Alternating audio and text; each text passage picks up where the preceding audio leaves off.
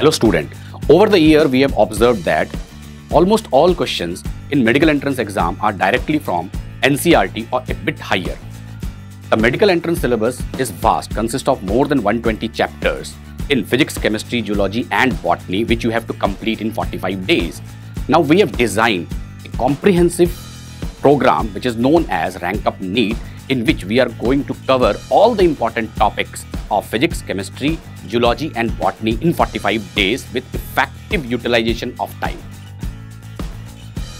Generally, students face two types of problem. One, plan. Second, effective utilization of that plan. In Rank Up NEET, we have prepared a methodology to revise, practice and analyze. How these three things will combine?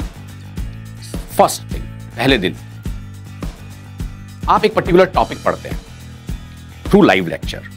उस topic का जो आपने live lecture पढ़ा है उसका एक quiz देते हैं. क्विज देने से पहले आप एक माइंड मैप पढ़ते हैं जिससे आप उस पूरे लेक्चर का आपको एक जिस्ट मिलता है. फिर आपने एक क्विज दिया.